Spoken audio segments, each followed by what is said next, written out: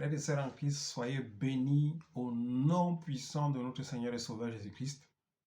Frères et sœurs, exaltons-nous quand cela est possible.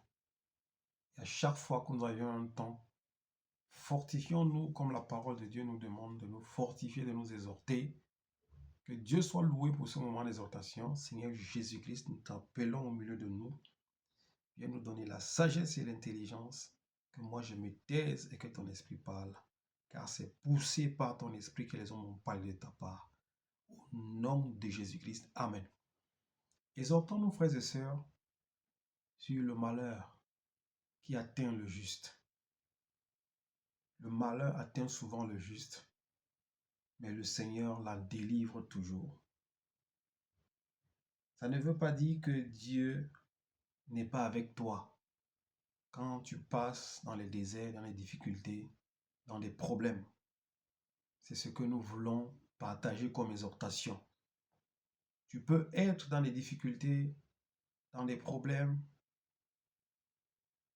que c'est une période où Dieu a permis que tu sois aiguisé, que tu sois transformé, que tu sois prêt pour une mission quelconque que lui, il a préparée pour toi. La Bible déclare que Dieu ne permettra pas que nous soyons tentés au-delà de nos forces. S'il permet une tentation, il nous donnera également les moyens de supporter et de s'en sortir de cette tentation. Donc,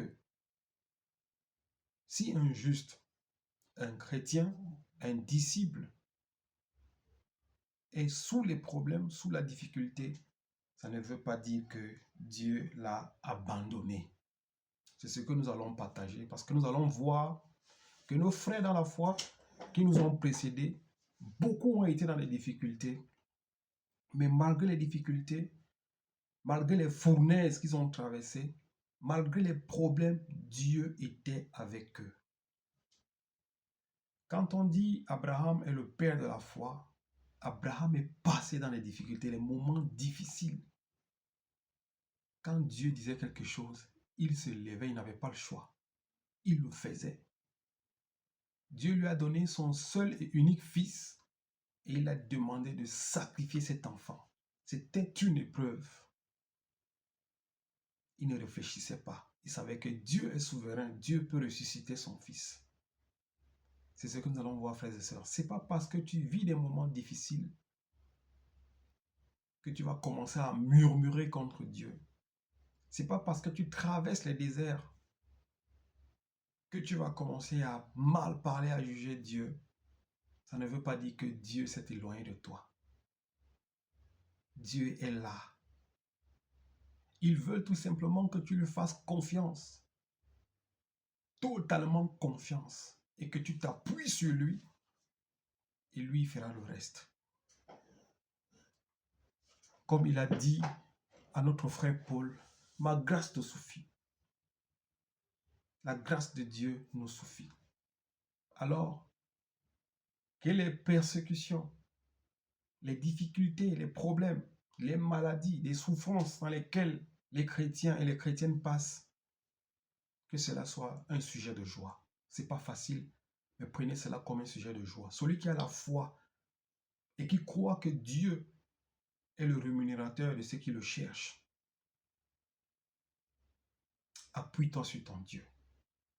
Job, dans sa maladie, dans ses souffrances, il a dit, je sais une seule chose, quand sa femme lui a demandé, maudit Dieu meurt à cause du cancer, la peau qu'il avait. Il a dit, je sais une chose, je ne maudirai pas Dieu. Mon Rédempteur s'élèvera, certainement le dernier. Et nous qui regardons et qui avons connu le Seigneur Jésus-Christ par la foi, nous avions vu que le Rédempteur, le Seigneur Jésus-Christ et Dieu le Père se sont levés le dernier dans la vie de Job. Cette vie qui était misérable, où sa femme voyait que tout était perdu. Dieu a donné une seconde chance. Dieu est celui qui donne la seconde chance. Il est celui qui régénère, qui refortifie. Même quand on dit c'est fini, lui dit non, je commence avec toi. Abraham avait 100 ans. Sa femme aussi, passé 100 ans. Ils ne s'attendaient plus à avoir un enfant. Dieu leur a suppris. Mon frère, peu importe l'épreuve, peu importe les difficultés, je veux te fortifier, me fortifier. Les difficultés, les déserts, les eaux que nous traversons, Dieu est là. Il est là. Il veut seulement qu'on abandonne toutes choses.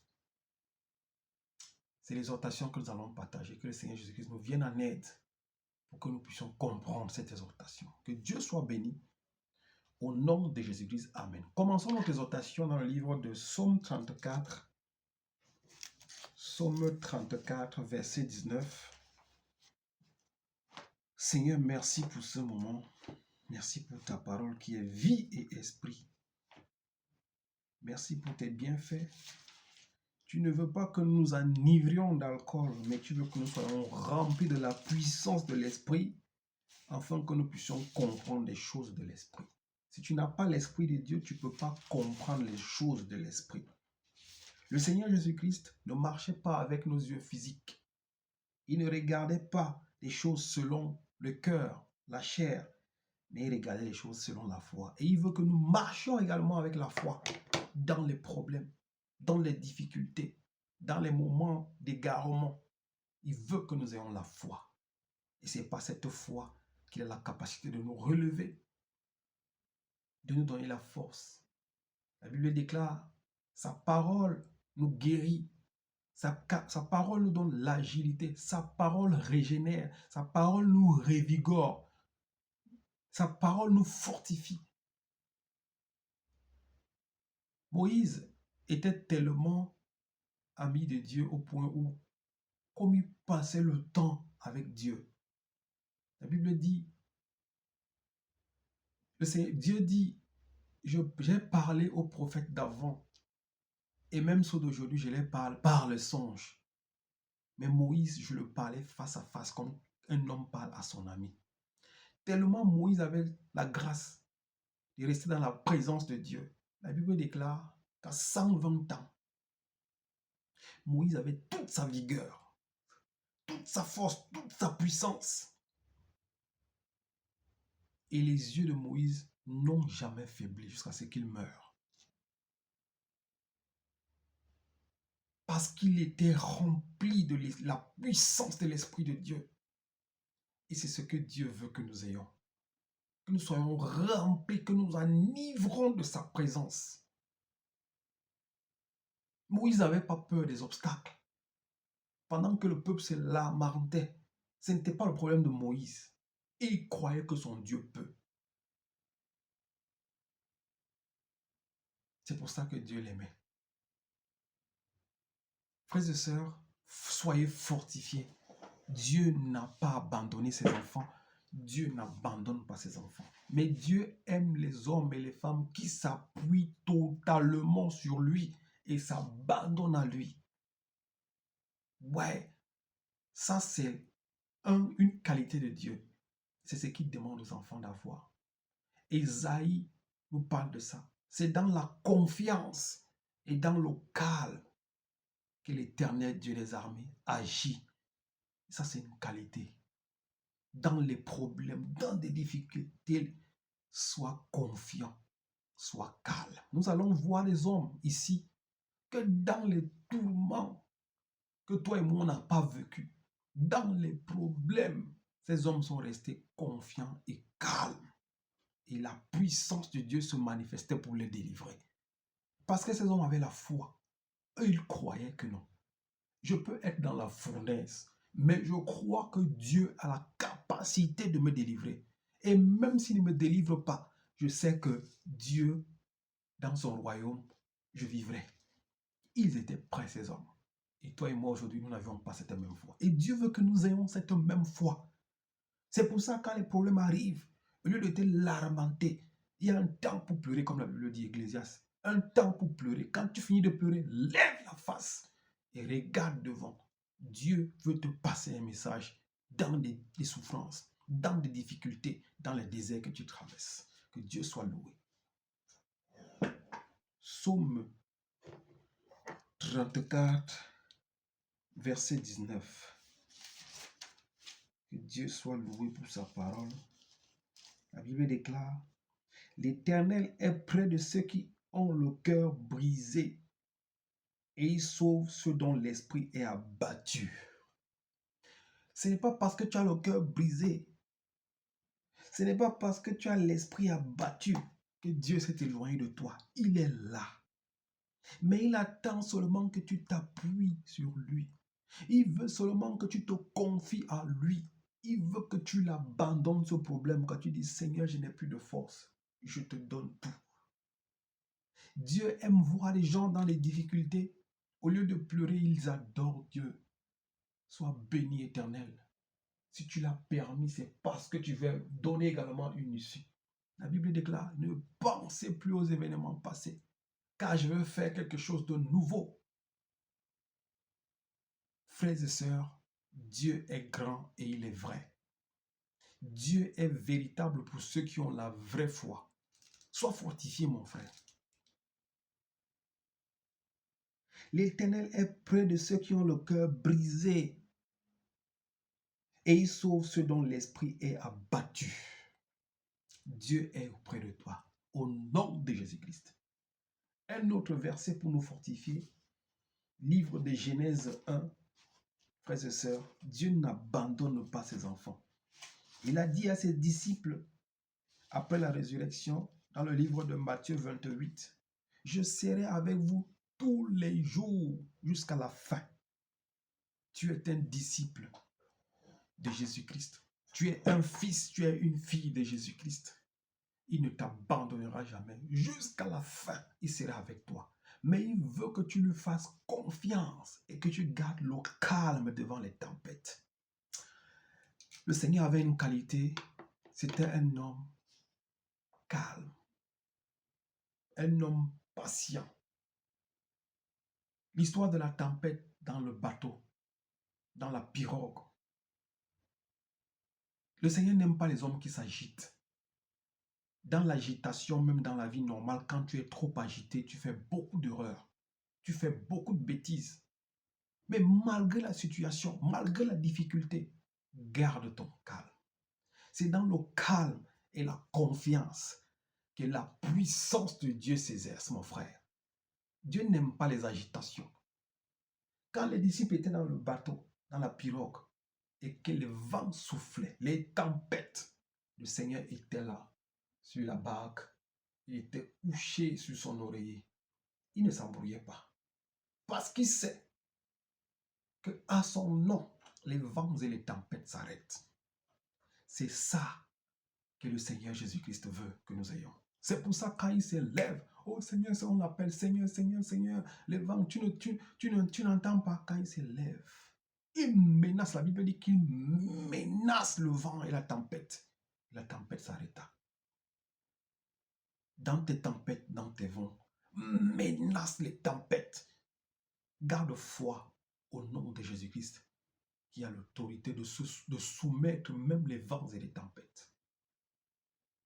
C'est dans la confiance et dans le calme que la puissance de Dieu se manifeste. La confiance et le calme. Si Dieu veut te parler et que tu es agité, tu as un sommeil agité, tu es agité toute la journée, tu es toujours nerveux, toujours nerveuse, tu ne peux pas écouter la voix de Dieu dans l'agitation. Tu ne peux pas écouter l'ancien, dit l'Éternel, dans tes agitations. C'est pour ça que quand tu es agité, Dieu te laisse faire. Quand tu veux te battre, tu crois que tu es fort, Dieu te laisse faire. Mais quand tu l'abandonnes toute chose, tu dis Seigneur, moi je suis un homme, je me limite là. Le reste c'est pour toi. Il comprend que toi tu as compris. Dis Amen au nom de Jésus-Christ. C'est comme ça le Dieu tout-puissant, il s'exerce. C'est dans la confiance, dans le calme. Dieu aimait Moïse, pourquoi? Parce que Moïse était humble. Regarde les choix de Dieu. Pourquoi Dieu aimait Abraham? Parce qu'Abraham avait une foi pas possible. Et quand Dieu disait quelque chose, s'il lui disait qu'à 6 heures le matin, à 6 heures, il est déjà là. Obéissance. David, pourquoi Dieu aimait David?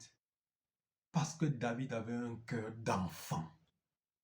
L'homme selon le cœur de Dieu. David qui était un grand guerrier, puissant guerrier, fort en puissance. Mais quand il y avait quelque chose de sensible, il avait une sensibilité que les hommes d'aujourd'hui n'ont pas. Dieu aime les hommes patients. Dieu aime les hommes pacifiques. Dieu aime les hommes qui ont un tempérament calme. Dieu aime les héros. Qu'est-ce que Dieu appelle un héros? Celui qui maîtrise son corps, son être. Dieu l'appelle un héros. Dieu n'aime pas l'agitation. C'est pas parce que l'eau s'agite que tu vas aussi t'agiter. Pendant que l'eau s'agite, garde le calme. Regarde devant toi. Dieu agira. Que Dieu soit loué. Lisons, frères et sœurs, la parole de Dieu. C'est cette parole qui nous guérit, c'est elle qui nous sauve. Genèse 39, Genèse 31, 39, verset 1. Genèse 31, verset 1, et 1, 2, 3. Je lis la parole de Dieu. Quant à Joseph, on l'avait fait descendre en Égypte. Potiphar, l'officier du Pharaon, qui était chef des gardes en Égypte, l'avait acheté aux Ismaélites qu'il avait fait descendre. L'Éternel fut avec Joseph et la réussite l'accompagna. Joseph a été vendu ici par ses frères. Les Ismaélites ont acheté Joseph à son frère, à ses frères. Et ils l'ont vendu à Potiphar, qui était l'officier du Pharaon. La Bible déclare ici, l'Éternel fut avec Joseph et la réussite l'accompagna. Mon frère, Joseph est vendu comme esclave. Mais on dit, l'Éternel fut avec Joseph et la réussite l'accompagna. Voilà pourquoi je disais, ce n'est pas parce que tu vis des moments difficiles, que tu passes dans la stérilité, que tu passes dans les maladies, que tu passes dans la pauvreté, dans les difficultés, dans des maladies, que tu penses que l'Éternel n'est pas avec toi. Si tu as la foi, Joseph était un gracieux. Joseph avait une foi pas possible. Mais regardez un homme qui avait la foi, qui craignait Dieu, qui avait une relation particulière avec Dieu depuis son enfance. Il disait à ses frères comment Dieu va l'élever depuis qu'il était petit. Mais regardez par où il passe pour devenir administrateur en Égypte. Mon frère, ne regarde pas les difficultés dans lesquelles tu passes, les déserts dans lesquels tu es en train de marcher. Ne regarde pas les problèmes, ne regarde pas les difficultés. Dieu sait où il t'amène si tu es un vrai enfant de Dieu comme Joseph. Joseph connaissait ses rêves. Joseph croyait aux visions que Dieu l'avait données. Joseph croyait à la puissance de Dieu. Joseph croyait que la gerbe que Dieu lui montrait tout le temps que je vais élever, il savait que Dieu va élever cette gerbe. Malgré qu'il était esclave, il n'a pas péché. Malgré qu'il va rentrer dans la maison de Potiphar, il ne va pas toucher la femme de Potiphar. Malgré qu'il va aller en prison, Joseph ne va pas pécher. Ah Seigneur, donne-nous la grâce d'avoir une foi grande comme une graine de moutarde, afin que cette graine de moutarde devienne un arbre sur lequel les oiseaux du ciel vont se poser. La Bible nous dit ici, l'Éternel fut avec Joseph et la réussite l'accompagna, malgré qu'il était esclave. Mon frère, malgré que tu es esclave de l'ivrognerie, de la prostitution, de la maladie, des problèmes, de la pauvreté, l'Éternel est avec toi. Mais il veut voir jusqu'où et comment tu vas l'élever dans ta vie. Comment tu vas le rendre gloire dans ton corps. Comment tu vas le glorifier en disant à l'alcool, je ne suis plus ton ami. En disant à la prostitution, mon corps est le temple du Saint-Esprit. En disant à l'adultère, je ne marcherai plus dans l'adultère. En disant à la fornication, tu n'es plus mon compagnon. et ce que Dieu attend de toi. Au nom de Jésus-Christ. L'Éternel fut avec lui, avec Joseph, et la réussite l'accompagna. Il habitait dans la maison de son maître l'Égyptien. Son maître vit que l'Éternel était avec lui et tout ce qu'il entreprenait, l'Éternel faisait réussir. Le maître de Joseph, qui était un païen, un Égyptien païen, quelqu'un qui vivait de la magie, parce que tu ne pouvais pas travailler avec le pharaon et craindre Dieu. Quelqu'un qui croyait à un autre Dieu qui n'est pas Dieu. Il vivait la divination, un magicien, mais il vit que l'Éternel était avec Joseph. Un païen qui a eu la capacité de discerner que l'Éternel Dieu était avec un esclave qui entre dans sa maison. Et il se rend compte que tout ce que l'esclave la touchait prospérait. Mon frère, ce n'est pas parce que tu vis des moments difficiles que la main de Dieu n'est pas dans ta vie. Joseph ici était esclave, mais tout ce qui touchait prospérait. La réussite accompagnait Joseph. Ce n'est pas les difficultés que tu vis actuellement qui prouvent que Dieu n'est pas avec toi, mon frère. C'est ce que je veux te faire comprendre. Son maître vit que l'Éternel était avec lui et que tout ce qu'il entreprenait, l'Éternel faisait réussir entre ses mains. Et Joseph trouva grâce aux yeux de son maître. Il l'employa à son service, l'établit responsable de sa maison et lui confia tous ses biens. Dieu est avec toi et il sera avec nous tous les jours jusqu'à la fin. Mais Dieu veut voir notre foi. Il veut qu'on lui donne la foi. Il veut qu'on le confie nos vies. Il veut qu'on l'élève au-dessus de toutes choses dans nos vies. Qu'on abandonne toute situation. C'est alors que sa puissance va agir.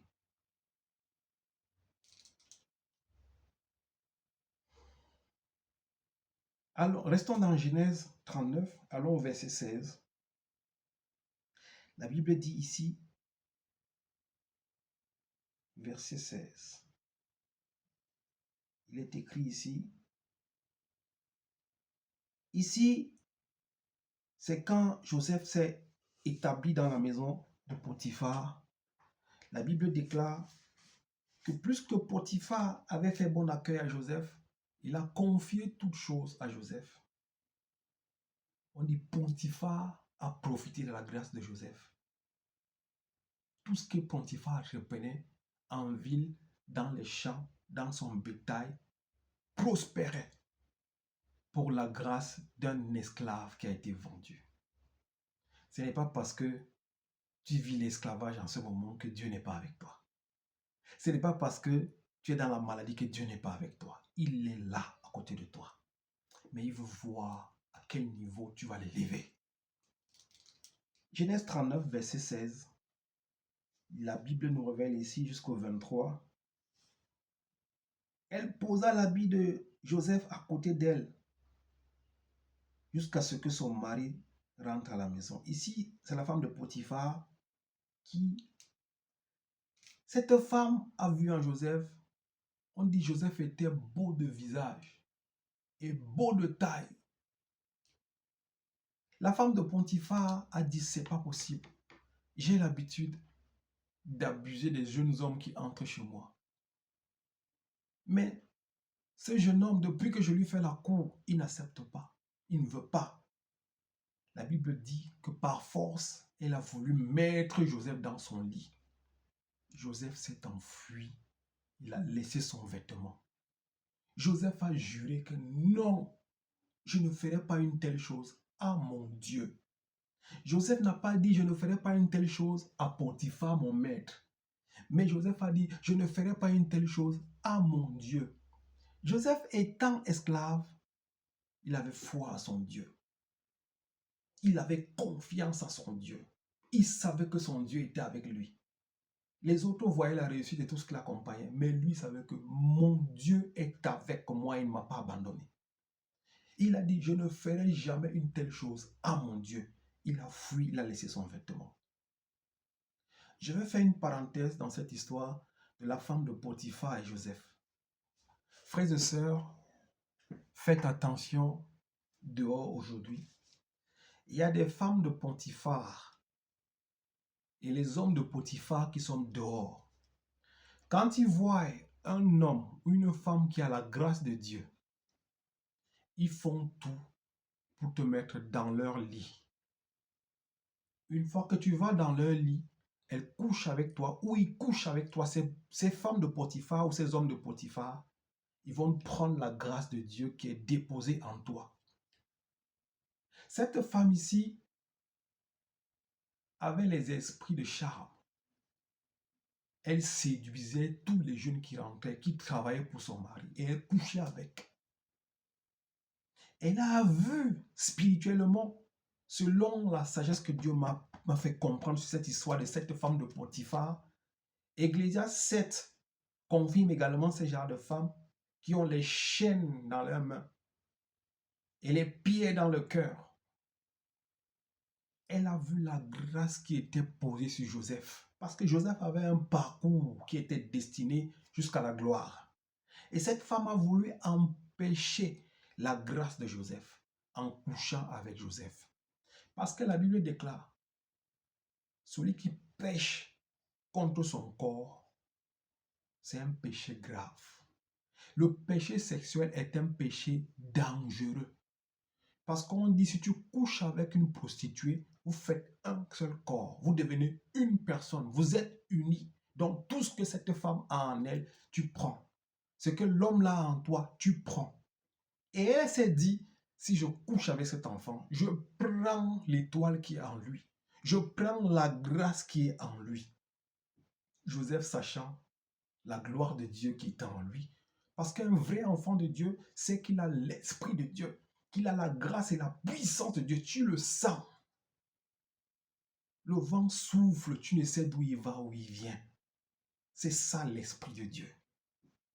Joseph savait qu'il y avait la grâce en lui depuis son enfance. Il a dit, je ne ferai jamais une telle chose. Je me réserve pour ma femme. Et cette femme voulait prendre la grâce de Dieu. Si Joseph couchait avec cette femme, Joseph ne rentrait pas dans sa destinée. C'était la parenthèse que je fais. Je referme cette parenthèse. Faites attention aux hommes de Potiphar et aux femmes de Potiphar qui sont dehors pour détruire les étoiles, pour tuer les hommes et les femmes qui sont destinés à la grâce de Dieu. Elles sont là dehors, ils sont là dehors. Ils cherchent des hommes gracieux seulement pour quelques minutes de plaisir. On te ravit ton étoile. Que Dieu soit loué pour cette parenthèse. Frères et sœurs, alors, puisque Joseph refuse de coucher avec elle, Joseph lui lève son vêtement. La Bible dit qu'elle a gardé ce vêtement jusqu'à ce que son mari revienne. Comme elle savait que son mari aimait Joseph, elle ne pouvait pas raconter les choses n'importe comment parce que cet homme-là faisait confiance à Joseph. Il avait dit, tu peux toucher à tout ce qu'il y a ici. Cet homme-là, il n'avait que sa nourriture qu'il devait manger. Et quand son mari revient, il dit à son mari, elle commence à pleurer, les pleurs de crocodile. Son mari demande, mais qu'est-ce qui ne va pas? C'est ce juif, cet esclave que tu m'as amené ici. Il a voulu coucher avec moi. Et en fuyant, il a laissé son vêtement. La Bible déclare, Potiphar rentre dans une grande colère. Lisons la parole de Dieu.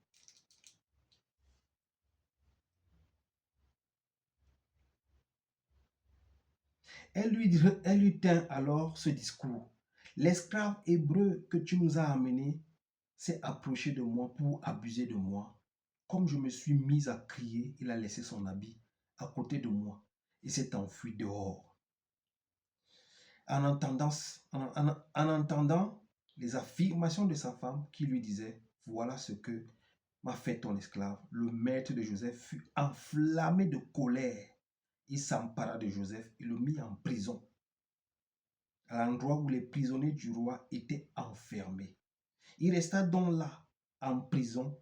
L'Éternel fut avec Joseph et étendit sa bonté sur lui. Il lui fit gagner la faveur des chefs de prison. celui-ci plaça sous son autorité tous les détenus qui étaient dans la prison et tout ce qu'on y faisait passait par lui. Le chef de la prison ne s'occupait pas de tout de ce qui était sous la responsabilité de Joseph, parce que l'Éternel était avec lui et faisait réussir ce qu'il entreprenait. Potiphar envoie Joseph en prison. Et la Bible déclare, l'Éternel était avec Joseph même en prison. Les chefs des prisons ont fait confiance à Joseph. On a confié toute la prison et tous les détenus à Joseph. C'est Joseph qui gérait tout. Tout ce qui entrait, qui sortait en prison était sous la protection et sous le contrôle de Joseph. Parce que l'Éternel était avec lui et la réussite l'accompagnait toujours. Ce n'est pas parce que tu es dans les difficultés que l'Éternel n'est pas avec toi. Joseph était toujours là, dans la prison, avec son Dieu. Et si nous suivons l'histoire de Joseph, c'est dans cette même prison,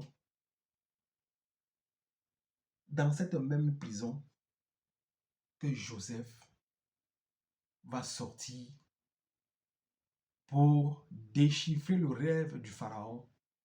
Et après cela, il devient administrateur. Prends courage, malgré les difficultés, malgré les problèmes, mon frère. Dieu ne t'a pas abandonné. Que Dieu soit loué. 2 Corinthiens 12, frères et sœurs.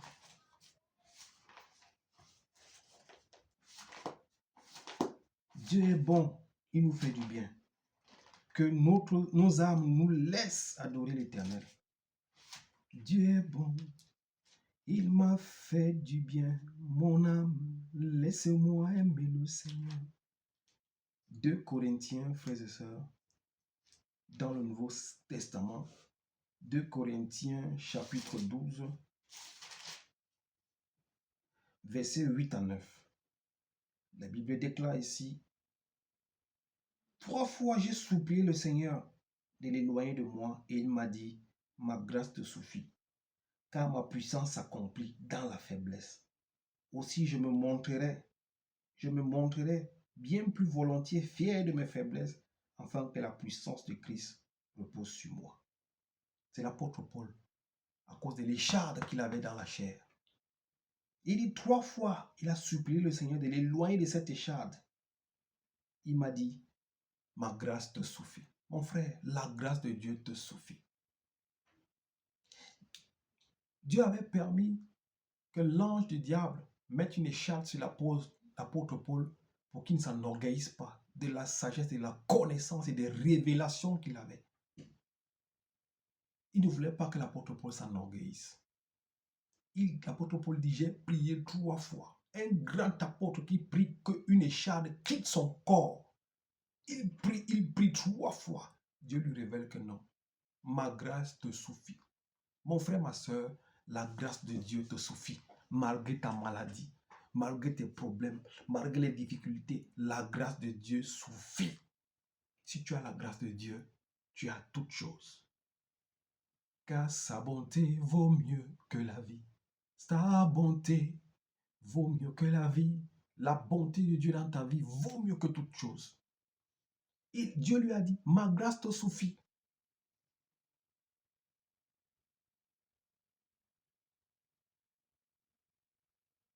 Ma grâce te suffit, car ma puissance s'accomplit dans la faiblesse. C'est dans la faiblesse que la puissance de Dieu s'accomplit. Quand tu sens que tu n'as plus de force, ou tu abandonnes tout, oh, dans les tourments, il criait à l'Éternel. Et l'Éternel envoya sa parole et elle les guérit. Dans les turbulences, dans les eaux, il criait à l'Éternel, oh Seigneur, sauve-nous. Et l'Éternel envoya sa parole et les guérit. C'est dans ta faiblesse que la puissance de Dieu s'exerce. Gloire à Dieu pour cette parole. Lisons la parole de Dieu. Allons dans le livre d'Ésaïe 30 pour confirmer dans la confiance et dans le calme. Ésaïe, verset 30. Que Dieu vous bénisse, qu'il me bénisse aussi. Sa grâce nous suffit. Et c'est dans la confiance et dans le calme que nous sommes plus que vainqueurs en celui que nous croyons, le Seigneur Jésus-Christ. Que Dieu vous bénisse, mes frères. Que Dieu vous bénisse. Que Dieu soit loué pour cette exhortation. Que Dieu soit béni parce qu'il est Seigneur, il est roi, il n'a pas changé. Il est le même aujourd'hui, hier et éternellement, frères et sœurs. Nous avions un Dieu puissant. Ne méprisons pas la grâce de Dieu. Ne méprisons pas la puissance de Dieu. Ne méprisons pas les bienfaits de Dieu. Dieu est toujours là. Même quand les combats sont rudes, quand les difficultés se posent, quand les défis augmentent, quand les épines, quand nous sommes fatigués, il est là, il ne nous abandonne jamais. Ma grâce te suffit. Dieu a répondu à un grand apôtre que toi et moi, on n'atteindra jamais son niveau. Il lui a dit, ma grâce te suffit, garde le calme, arrête de t'agiter. Ne t'agite plus, ma grâce te suffit. Et l'apôtre Paul est resté tranquille. L'apôtre Paul ne s'est plus jamais, il ne s'est plus jamais opposé à cette échade. Ésaïe 30, frères et sœurs, Ésaïe 30, verset 15. La parole de Dieu nous déclare ici.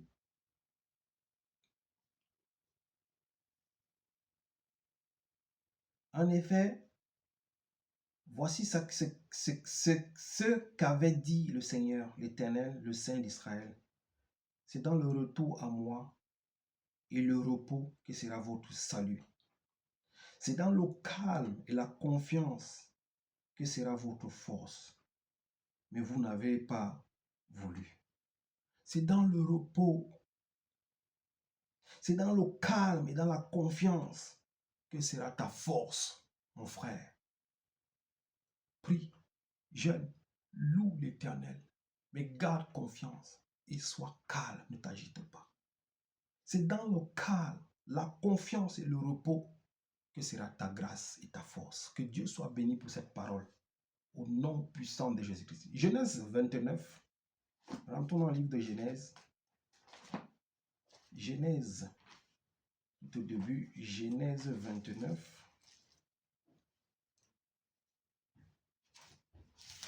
Dieu est bon, mon frère, ma soeur. Genèse 29, chapitre 16. Genèse 29, chapitre 16 à 20. La Bible déclare, « Oh, Laban avait deux filles. L'aînée s'appelait Léa et la cadette Rachel. Léa avait les yeux fragiles, tandis que Rachel était belle à tout point de vue. Jacob aimait Rachel. Il dit donc, je servirai 7 ans pour Rachel, ta fille cadette. Laban dit, je préfère te donner à toi.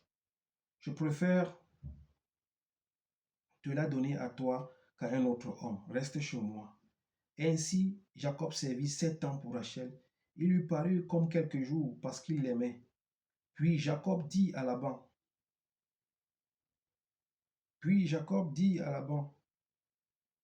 donne-moi ma femme, car je suis allé jusqu'au bout de mon contrat et je veux m'unir à elle.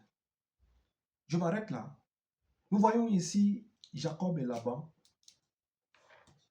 Jacob aimait la cadette qui était belle à tout point de vue. Mais le papa qui a voulu garder Jacob en esclavage lui a dit non, je te donne d'abord la grande pendant 7 ans. Comme ça, tu travailles pour moi. Et 7 ans après, je te donnerai Léa que tu aimes bien.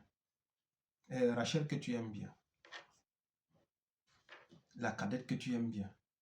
Jacob a travaillé pendant 7 ans. Et quand les 7 ans arrivent, son beau-père lui dit non, Si tu veux épouser maintenant la cadette, il faut que tu travailles encore 7 ans. Laban a tenu Jacob en esclavage. Mais si vous lisez tout le contexte de cette histoire de Jacob et Laban, Jacob est sorti de là victorieux parce que l'Éternel Dieu a vu dans l'esclavage où Laban a mis Jacob, Jacob criait toujours à son Dieu, Seigneur, je ne suis que venu épouser une femme, mais on m'a traité d'esclave pendant 14 ans.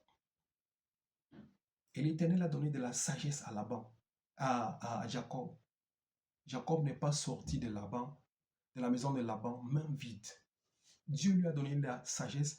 Il est sorti étant riche. Pour te dire, même l'esclavage que tu vis, les gens te traitent pour esclave. On te fait travailler pour un rien. Mais Dieu est là. Il voit. Tu ne sortiras pas là, main vide. Rappelle-toi des enfants d'Israël quand ils sortaient d'Égypte. Ils ne sont pas sortis main vide. En partant, les Égyptiens leur ont donné tous leurs bijoux, tout leur argent. Ils ont dit aux enfants d'Israël, prenez, vous partez. Et pourtant, c'était des esclaves. Dieu est là. Il est près de toi. C'est dans la confiance dans le calme que sa main puissante agit. Allons dans le livre de Daniel 3. Daniel 3. Que Dieu soit loué pour cette exhortation qui me bénit d'abord moi-même et qui vous bénit également. Gardons confiance en notre Dieu. Gardons confiance à l'Éternel, lui qui ne nous abandonne jamais. Il est avec nous tous les jours. Je serai avec vous tous les jours. Je ne t'abandonnerai jamais. Daniel 3, verset 25. Frères et sœurs, la Bible déclare ici, il reprit, eh bien, j'aperçois 4 hommes dépourvus de liens qui marchent au milieu du feu, porteurs d'aucune blessure, et le 4e ressemble à un fils de Dieu. Frères et sœurs, ici, c'est l'histoire d'Abel-Négo, de Shadrach Meshach, que Nebuchadnezzar ici avait fabriqué une image. Il voulait que tout le monde l'idolâtre. Il voulait que tout le monde, à un signal donné, doit s'agenouiller au devant de son image qu'il avait fabriquée. En fait, il voulait amener ses enfants d'Israël qui croyaient à adorer un autre Dieu. Parce que derrière l'idolâtrie, il y a des dieux ou un Dieu qui se cache. Nebuchadnezzar ici voulait faire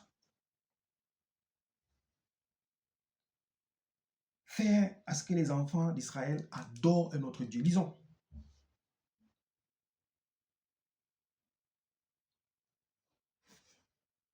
Je peux commencer ici. Voici maintenant l'ordre que je donnerai. Si quelqu'un, quel que soit son peuple, sa nation, sa langue, parle de façon légère de Dieu,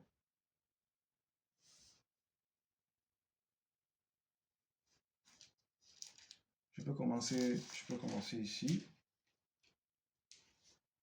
Je peux commencer ici au 15. Maintenant, tenez-vous prêts et au moment où vous entendrez le son de la trompette et de la flûte, de la guitare, de la petite et de la grande harpe, de la cornemuse et des instruments de toutes sortes, vous vous prosternerez et vous adorerez la statue que j'ai faite.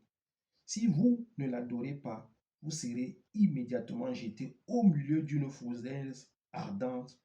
Quel est le Dieu qui pourra alors vous délivrer de mon pouvoir? Shadrach, Meshach et Abel-Négo répliquaient au roi. Comme je disais, Nebuchadnezzar avait fabriqué une image à sa personne qui voulait faire prosterner les enfants d'Israël qui étaient Shadrach, Meshach et Abel-Négo. Et il leur a dit qu'au signal de la cornemuse, de la trompette, tout le monde doit se prosterner. Et celui qui ne va pas se prosterner sera jeté dans la fournaise ardente. Et il dit à ses enfants, quel est le Dieu qui vous délivrera donc de cette fournaise? On dit ici au 16, Shadrach, Meshach et Abednego répliquaient au roi, nous n'avons pas besoin de répondre là-dessus. 17, notre Dieu, celui que nous servons, peut nous délivrer de la fournaise ardente et il nous délivrera de ton pouvoir. Et même s'il ne le fait pas, sache que nous ne servirons pas tes dieux et que nous n'adorerons pas la statue en or que tu as dressée.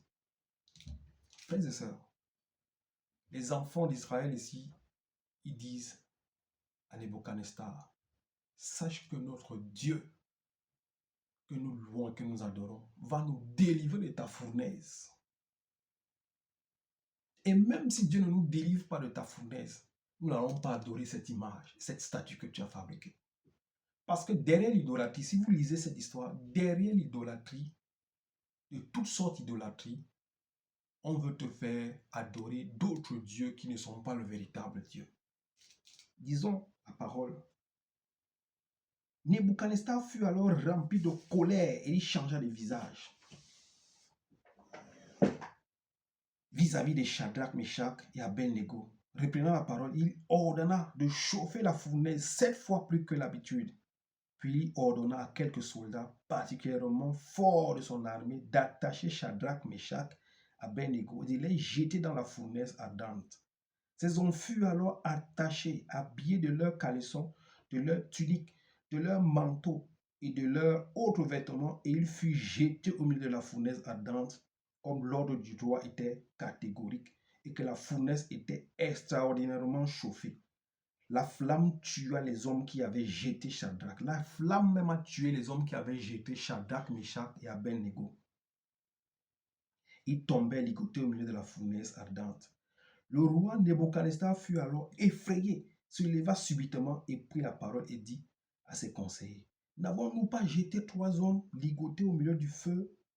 Il répondit au roi, certainement, roi. Il reprit, eh bien, j'aperçois 4 hommes dépourvus de liens qui marchent au milieu du feu, porteurs d'aucune blessure, et le 4e ressemble à un fils de Dieu. Shadrach, Meshach, Abednego, ici, ont refusé d'adorer l'image que Nebuchadnezzar s'était taillée en or. Ils ont dit, on n'adorera pas ton Dieu là. Et si tu nous jettes dans la fournaise, notre Dieu a la capacité de nous sauver dans la fournaise. Et même si notre Dieu ne nous sauve pas de la fournaise, on ne va pas adorer ton Dieu. Donc on ne te répond même pas là-dessus. Mon frère, ce n'est pas parce que tu traverses les fournaises ardentes que Dieu n'est pas avec toi. Ici, on jette Abednego, Shadrach, Meshach dans la fournaise. Et quelques minutes après, Nebuchadnezzar se lève. Il dit, n'avions-nous pas jeté 3 hommes dans le feu? On dit, oui, certainement, roi. Mais il dit, mais je vois 4 hommes en train de marcher sans lien, sans blessure, sans rien en eux. Nebuchadnezzar était surpris de la puissance de Dieu. Et il dit, et le 4e homme ressemble à un fils de Dieu. Ça veut dire qu'il y avait un ange qui était descendu dans le feu pour garder, protéger les enfants d'Israël. Ce n'est pas parce que tu es dans la fournaise, tu es dans le feu, que Dieu ne peut pas te délivrer. La Bible déclare, quand tu traverseras les eaux, elles ne te submergeront pas. Quand tu traverseras le feu, il ne te consumera pas. Parce que l'Éternel a la capacité d'envoyer ses anges qui sont au service de nous autres pour te protéger. Dans la fournaise ici, un ange est descendu pour couvrir les enfants de Dieu. Regardons la réaction de Nebuchadnezzar quand il se rend compte que notre Dieu est souverain.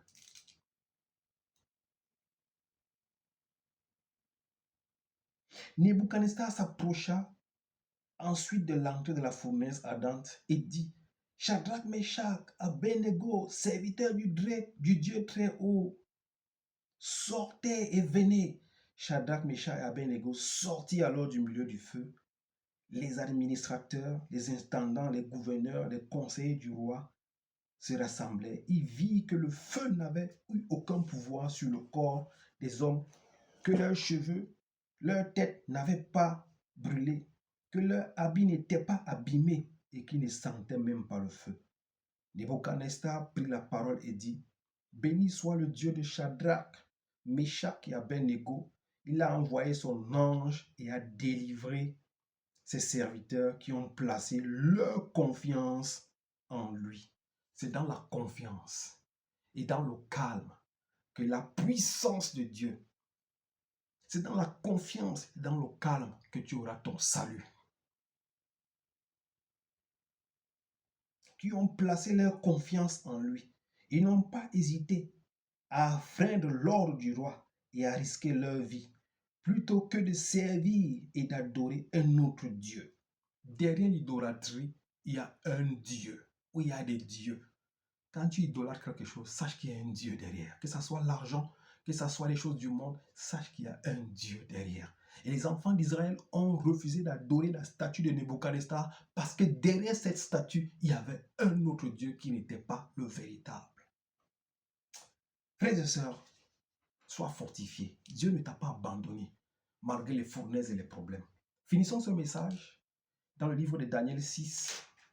Daniel chapitre 6, versets 20 à 22. Alléluia, gloire à toi Seigneur. Daniel 6, verset 20 à 22. La Bible déclare, le roi se leva tôt le matin avec l'aurore et se précipita à la fosse de lion. En s'approchant de la fosse, il appela Daniel d'une voix triste et lui demanda, Daniel, serviteur du Dieu très haut, que tu sers avec persévérance, as-tu pu te sauver, te délivrer des lions?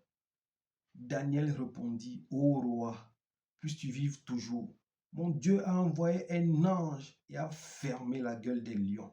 Ils ne m'ont fait aucun mal, parce que j'ai été trouvé innocent devant lui, devant toi. Non plus, roi, je n'ai rien fait de mal. Daniel ici Daniel avait un esprit supérieur à tous les magiciens, à tous les sorciers, à tous les chaldéens, à tous les sages qui étaient à Babylone à cette époque. Quand le roi avait une énigme, quand il avait un songe, quand il avait un problème, c'est Daniel qui donnait la solution à son problème, à ses rêves, par la grâce de l'Éternel Dieu très haut. Alors, Nebuchadnezzar avait élevé Daniel à un poste très haut par rapport à tous les autres sages, parce que Daniel avait un esprit supérieur.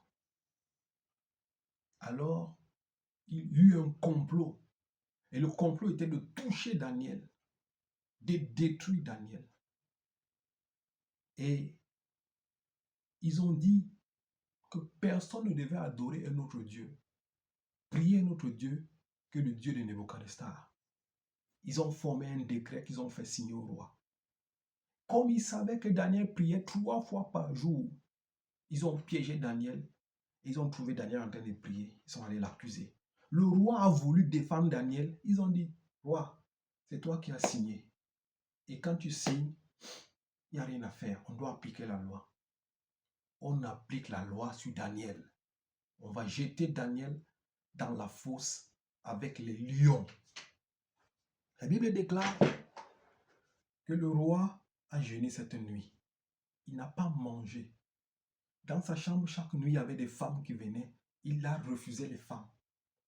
Le roi s'est senti mal parce que ce grand homme de Daniel, qui était son homme de main, l'homme sage, devait mourir.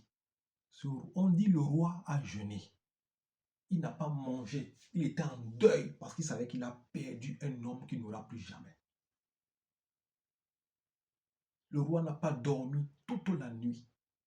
C'est pour ça qu'on dit, tout le matin, le roi était déjà vers la fosse. Daniel serviteur du Dieu très haut, ce Dieu que tu sais avec persévérance, t'a-t-il délivré? Dernier repos, ô roi, vis longtemps. Mon Dieu m'a délivré. Il a envoyé un ange qui a fermé la gueule des lions et ils ne m'ont pas fait du mal. J'ai été innocent dans cette affaire. Je n'ai pas péché contre Dieu. C'est là où Daniel commence. D'abord avec son Dieu. Je n'ai pas péché contre Dieu. Je n'ai pas péché contre le roi. Je n'ai péché contre personne. Nebuchadnezzar a glorifié notre Dieu. Il a dit non, Daniel, ton Dieu est véritable. Ce n'est pas parce que tu es dans la fosse du lion. Ce n'est pas parce que tu es dans la fournaise. Ce n'est pas parce que tu es dans la maladie. Ce n'est pas parce que tu es dans les difficultés. Dieu est là. C'est dans la confiance et dans le calme que ton salut viendra. Dans la confiance et dans le calme que l'Éternel Dieu des armées combattra pour toi. C'est dans la confiance et dans le calme et la foi que tu as en Dieu que la puissance de Dieu va se manifester. Dieu n'est pas loin de toi. Il est là. Fais-lui savoir qu'il est souverain. Élève-le. Comme quand Dieu a fait sortir les serpents dans le désert pour les enfants d'Israël qui murmuraient contre lui. Mon frère, ne murmure pas contre Dieu. Les enfants d'Israël ont murmuré contre Dieu et Moïse. Dieu a envoyé des serpents brûlants qui ont mordu les enfants d'Israël. Et Moïse, comme il avait un cœur, a prié Dieu. Oh Seigneur, je t'en supplie, guéris tes enfants. Dieu lui a demandé, fabrique un serpent, élève ce serpent. Toute personne qui regardera ce serpent sera guérie. La Bible déclare, c'est la même chose aujourd'hui. Celui qui va élever le Seigneur Jésus-Christ dans sa vie sera guéri de ses maladies. À partir d'aujourd'hui, mon frère, ma soeur, élève le Seigneur Jésus-Christ dans ta vie. Loue-le, adore-le, célèbre-le. Oublie tous les faux dieux que tu as adorés avant. Glorifie le Seigneur Jésus-Christ. Celui qui cherche Dieu va le trouver. Dieu va se faire trouver. Que Dieu te bénisse. Au nom de Jésus-Christ. Amen.